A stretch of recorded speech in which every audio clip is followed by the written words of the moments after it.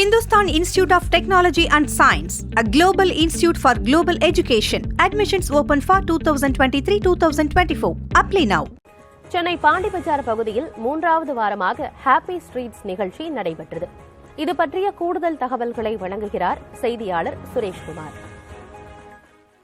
சென்னை நகரில் வசிக்கக்கூடிய பொதுமக்கள் பொழுதுபோக்குக்காக கடற்கரை பகுதிக்கும் பூங்காக்களுக்கும் செல்வது வழக்கம். ஆனால் தற்போது புது அறிமுகமாக ஹாப்பி ஸ்ட்ரீட் டே என்ற வகையில் ஹாப்பி ஸ்ட்ரீட் என்று ஒரு தெருவையே, ஒரு நகரின் முக்கிய பகுதியில் உள்ள ஒரு தெருவையே மடக்கி அதில் போக்குவரத்து தடை செய்து பொதுமக்கள், குழந்தைகள், பெண்கள் என அனைவரும் அவர்கள் கூட்டமாக சேர்ந்து விழாக்களாக இந்த நிகழ்ச்சியை கொண்டாடும் வகையில் ஏற்பாடு செய்யப்பட்டிருக்கிறது.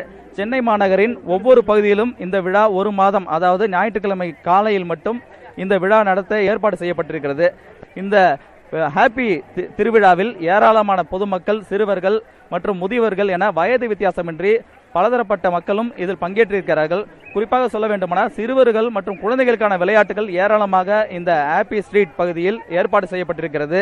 அதேபோல் ஆடல் பாடல் என அவர்கள் உற்சாகம் பொங்க தங்களுடைய மனக்கவலைகளை மறப்பதற்கு தேவையான நிகழ்ச்சிகளும் இங்கே ஏற்பாடு செய்யப்பட்டிருக்கிறது.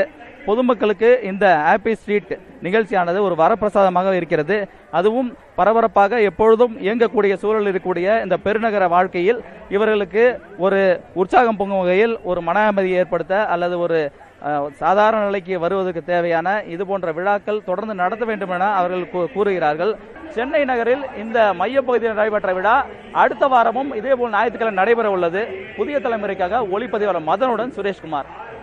Hindustan Institute of Technology and Science, a global institute for global education. Admissions open for 2023-2024. Apply now.